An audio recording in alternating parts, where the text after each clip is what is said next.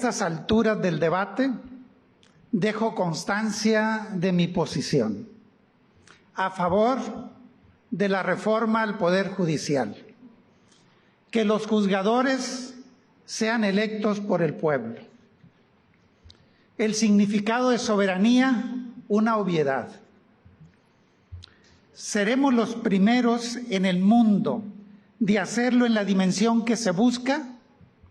Ya fuimos los primeros en consagrar los derechos sociales en la Constitución de 1917.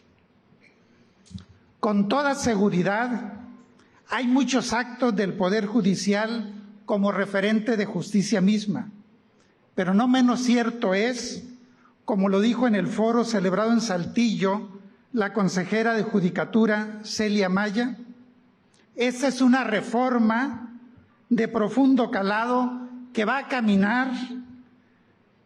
La gente así lo demanda, porque la gente no está contenta con la justicia. La gente tiene razón. El fin reformador es uno solo: todos los derechos para todas las personas.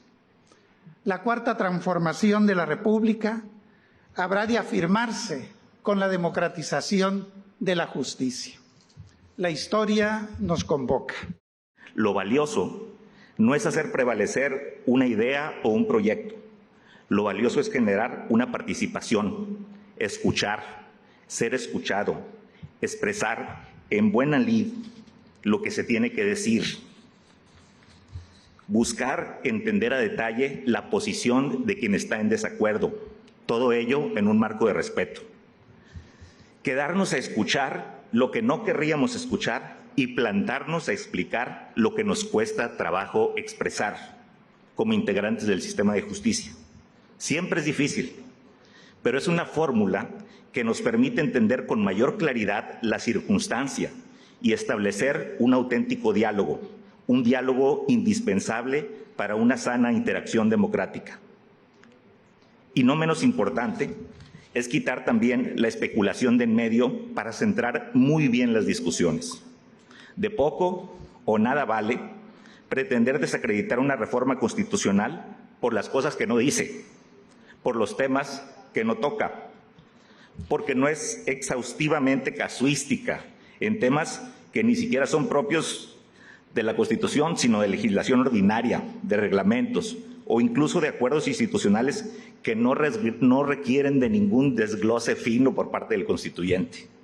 Desde hace tiempo, el tema de la seguridad pública está en el centro del debate de nuestro país. Tenemos que aceptarlo. En el ámbito social, porque la seguridad y la justicia han pasado a ser objeto de análisis, pero también de críticas constantes, lo cual es lógico si recordamos que la seguridad pública es una de las exigencias más sentidas de la ciudadanía y necesita ser atendida de manera eficiente y oportuna por el gobierno. En primer lugar, considero que es importante subrayar el significado de procuración y administración de justicia y el impacto que tienen ambos rubros en un bien mayor para el país, que es la seguridad pública de México. La Procuración de Justicia, encargada de investigar, perseguir y sancionar los delitos en representación de la sociedad, incluye al Ministerio Público, las agencias de investigación, las fiscalías que gozan de autonomía, que deben de actuar con eficacia, profesionalismo, imparcialidad. Por otra parte, la Administración de Justicia abarca el proceso judicial en su conjunto, desde la presentación de los casos hasta la emisión de sentencias por parte de jueces y tribunales. La seguridad pública debe de ser concebida como un elemento que forma parte esencial del bienestar de una sociedad, ya que conlleva un Estado de Derecho que genera las condiciones que permitan al individuo realizar las actividades cotidianas con la confianza de que su vida, su patrimonio y otros bienes jurídicos tutelados están exentos de todo peligro, daño o riesgo. La intervención entre poderes ha sido cuestionada y distorsionada, especialmente en los últimos años, debido a la percepción de desequilibrio causado por la influencia excedida, desmedida del Poder Judicial en las funciones que le corresponden al Legislativo y al Ejecutivo. Este escenario subraya la necesidad de revisar y ajustar la organización y funcionamiento del Poder Judicial para garantizar un auténtico equilibrio y respeto entre los poderes de la Unión, asegurando transparencia y rendición de cuentas en la actuación de cada uno.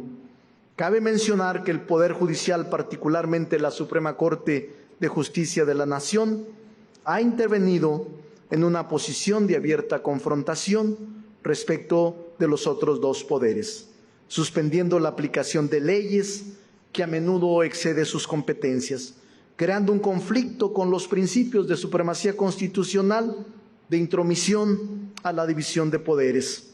Por eso es que estamos intentando los legisladores modificar y actuar para recuperar la auténtica división de poderes que nuestra Constitución prevé. Estamos junto con el fiscal Hertz, fiscal general de la República, elaborando un proyecto en materia de procuración de justicia que no está contemplado en la iniciativa enviada por el presidente de la República, pero que contempla desde modificaciones al artículo 19 en materia de prisión preventiva hasta la relativa a la extinción de dominio, una reforma a la Ley Federal de Armas de Fuego, también sobre las desapariciones forzadas y el reclutamiento que en todos los estados ha generado consternación y preocupación a los ciudadanos. Reclutamiento forzado que normalmente se realiza a través del crimen organizado. El pueblo de México nos dio un mandato. Se los digo con la mayor honestidad aquí en Sinaloa, concluyendo estos diálogos. Estamos cumpliendo un mandato que dio el pueblo de México. Y acá lo dijo, lo leyó bien el presidente del Tribunal Supremo. El 39 constitucional es claro. En este recinto, la expresión de la representación popular que de manera articulada establece el 39, el 40 y el 41, y que se la deposita como a ningún otro de los legisladores a los diputados, hombres y mujeres, de tener su voz, de defender su postura. Somos mayoría, pero creemos en la democracia, y la democracia se sustenta en los diálogos, en el diálogo, en la tolerancia. Por eso escuchamos a los trabajadores, respetamos su manera de expresar su exigencia a ser escuchados, aunque no compartimos el método, compartimos la intención.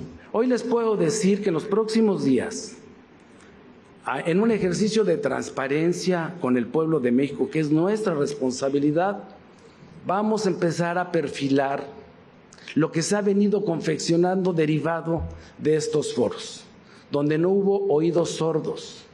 Claro, en un ejercicio de aproximaciones sucesivas, no podemos caer en el misticismo puro de lo intocado, pero tampoco en el liberalismo a ultranza de modificarlo completamente todo.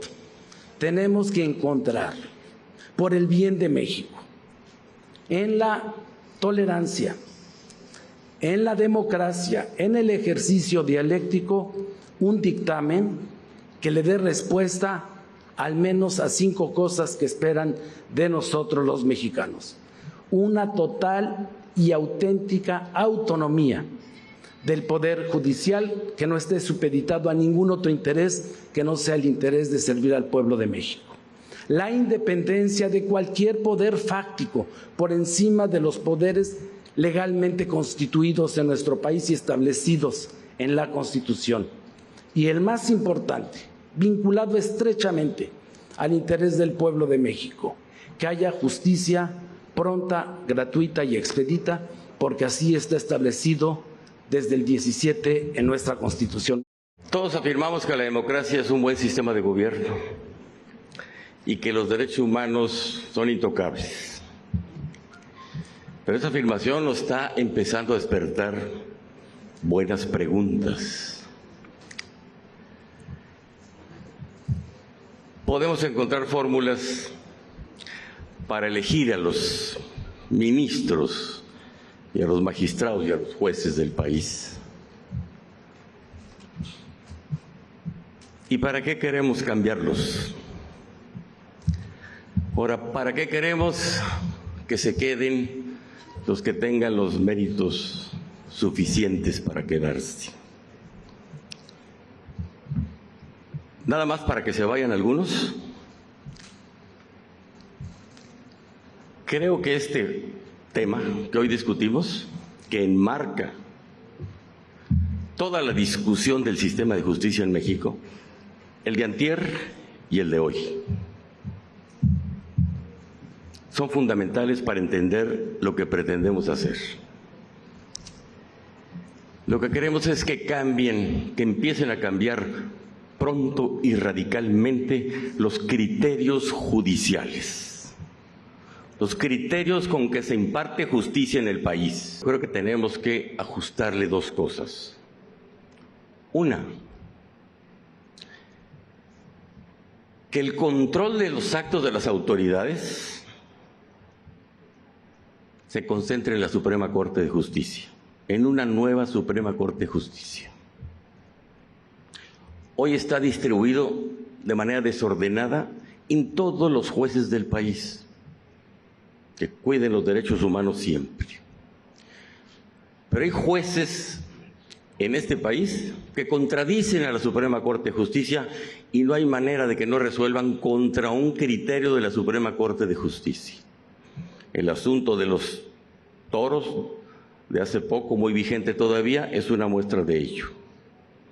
La Suprema Corte revocó una suspensión prohibiendo las corridas de toros de un juez, es decir, las liberó nuevamente, y enseguida vino otro juez y contradijo lo que decía la Suprema Corte de Justicia. Eso se desprende de una falta de orden en las consecuencias que tiene ese artículo primero constitucional. Y segundo, los derechos humanos son importantísimos en México y en el mundo, pero no es lo único que puede atender el Estado mexicano y el gobierno mexicano. Aquí se dijo ya, hay valores igualmente importantes, socialmente ineludibles. El de la paz social, que se consigue dando seguridad pública al país. Los jueces del país tienen que asumirse corresponsables al momento de actuar y de resolver de la seguridad pública del país. Eso tenemos que inscribirlo muy pronto en la Constitución. Tenemos que devolverle esa función reintegradora de la paz pública a los jueces del país. Los saludo a los trabajadores y les digo, yo espero que ellos tengan la comprensión, Santiago Nieto, te saludo con mucho afecto, que tengan la comprensión de la reforma en su momento y le vean no solamente el sentido democrático y libertario y la esencia judicial, sino también el sentido humano. ¿Cómo lo van a ver? Deben verlo con el respeto a sus derechos laborales, respeto absoluto, esa debe ser una garantía que la propia reforma. En realidad nosotros somos una camada de políticos que, particularmente nosotros, encabezados por el presidente Andrés Manuel, de reformistas. Hemos reformado este país y debo decir, en abono a la oposición responsable, que han ayudado mucho a las reformas importantes. Por ejemplo, voy a recordar, la Guardia Nacional fue unánime, no es solo de nosotros. La Guardia Nacional, claro, es una reforma importante que se hizo para cambiar el sentido de las policías en el país. Cuando una persona es víctima de delito, su primer recurso es acudir a las fiscalías, puesto que es la Fiscalía y el Ministerio Público el que les da el primer punto de contacto de comunicación. Y es lamentable comentarles a todos ustedes que una persona puede tardar de 4 a 10 horas en denunciar un delito. Y es lamentable porque en muchas ocasiones estas instituciones de procuración de justicia no tienen baños limpios, baños que funcionen, dónde conectar teléfonos, no tienen ni siquiera papel para trabajar, tóner, internet. Y la discusión de la justicia no solamente se tiene que centrar al Poder Judicial. Si una carpeta de investigación no está bien integrada, no va a ir a un Poder Judicial. Nos ha hecho llegar la secretaria de Seguridad, Rosa Isela Rodríguez, su actual titular, un video que vamos a presentarles con un mensaje que nos deja la titular de la Secretaría de Seguridad y Protección Ciudadana a nivel nacional del Gobierno federal. Todo lo realizado para lograr la captura de una persona vinculada a la delincuencia organizada o a la delincuencia de cuello blanco se desmorona cuando un juez decide otorgarle un amparo y dejarlo en libertad, argumentando deficiencias en la investigación o a veces meros formalismos. Citaré casos relevantes que evidencian impunidad, solapada por juzgadores, quienes además aplican el clásico sabarazo para dificultar la actuación de las autoridades y tratar de hacer menos visibles sus decisiones. Por ejemplo, Abraham Oseguera, don Rodo, hermano del Mencho, fue liberado porque un juez estimó poco creíble que una persona de 70 años estuviera en la madrugada con armas y drogas en su poder.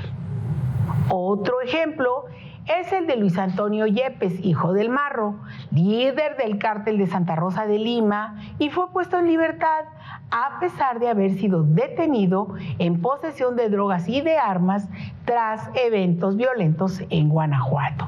También está el caso de José Alberto García, alias La Quena, líder del cártel del Golfo, quien salió de prisión luego de que un juez considerara que no había indicios para detenerlo, cuando era pública la actividad que él desarrollaba. Otro es el caso de Francisco Javier, exgobernador de Tamaulipas. Un juez de distrito le concedió de forma excesiva la suspensión definitiva en su favor para que no se ejecute ninguna orden de aprehensión en su contra y no pierda sus derechos político-electorales ni sea declarado prófugo de la justicia. También está el caso de Jorge Antonio Sánchez Ortega. Él fue agente de investigación del CISEN, señalado como probable segundo tirador en el caso Colosio, y no pudo ser detenido porque el 5 de enero de este año un juez federal negó la orden de aprehensión en su contra. También un violador de una niña de 4 años que obtuvo la sentencia absolutoria de un juez porque la víctima no pudo especificar los tocamientos sucedidos. Como vemos, hay un marcado favorecimiento de jueces y magistrados a delincuentes, lo que genera impunidad, afecta gravemente la seguridad nacional y manifiesta una falta de sensibilidad hacia las víctimas, a quienes niegan el acceso a la justicia. ¿Qué poder judicial tenemos? El que olvidó de las causas sociales, el que se olvidó y del que hay que hablar de magistrados que dan línea para torcer la justicia. ¿Qué poder judicial queremos? El que incluya juristas con perfil especializado en materia indígena y comunal y campesina. He escuchado atentamente las casi 200 afirmaciones de los ponentes de los foros celebrados en las distintas sedes, desde el Palacio de San Lázaro hasta el día de hoy en Culiacán, somos más de 25 millones de mexicanos que nos autoadscribimos como indígenas, es decir, somos el 20% de la población total de México. Según las cifras oficiales, 1 de cada 5 somos indígenas. El tema de la justicia indígena y campesina se toca por primera vez en estos foros. Hablaré del tema desde dos perspectivas. 1, el indígena, el acceso a la justicia. Solicitamos el nombramiento de jueces indígenas. La legislación vigente no reconoce las formas tradicionales para hacer justicia a los pueblos indígenas. Pedimos elegir juristas indígenas bajo el principio de pluralismo, con una perspectiva intercultural y con paridad de género. Hoy no se necesitan juzgados mixtos y conciliadores. En la parte indígena, los jueces auxiliares de ínfima competencia, limitados a la ley y a conocer líos familiares, así como robos minúsculos desde gallinas. Hoy es importante que no nos den una aspirina, que no nos traten como menores de edad. Hoy es importante porque se necesitan especialistas en temas sobre el territorio, el conflicto de límites, especialistas en temas en la defensa de los recursos naturales, y que se retome de una vez por todas la creación de los tribunales agroambientales en el país, que sean de manera efectiva los defensores contra la tala inmoderada y contra el cambio de uso de suelo por este cambio climático que nos va a avasallar a todos los mexicanos. El segundo tema tiene que ver con el tema agrario. ¿Por qué quieren dejar al margen la reforma judicial a los tribunales agrarios? ¿Por qué van a quedar los que atienden al sector más vulnerable y olvidado y más despreciado del pueblo de México? La propuesta que esperan las comunidades indígenas está en las manos de los tribunales agrarios de la Federación, cuyo nombramiento debe legitimarse en las urnas. El Tribunal Superior Agrario debe ser el mismo trato que el resto de los órganos jurisdiccionales. Se dice que es un poder impasible e insensible a la crítica, inoculado contra los cambios e impasible ante la desesperación y angustia de la gente que reclama justicia. La pésima imagen de que su actuación inaceptable se ha ido conformando en la sociedad, al parecer lo tiene sin cuidado, sin percibir que ya el pueblo ha emitido un veredicto. Este consiste en una renovación desde los cimientos, una refundación para que haya en el país verdadera y eficiente justicia. La puesta en ejecución de la decisión final del Constituyente Permanente sobre la reforma del Poder Judicial generará infinidad de cuestiones incidentales que requieran soluciones directas que no fueron incorporadas en el texto sancionado. Pero son cuestiones menores y no requieren pronunciamiento congresional, pero sí demanda un mando que defina lo que ha de hacerse por un lado y por otro.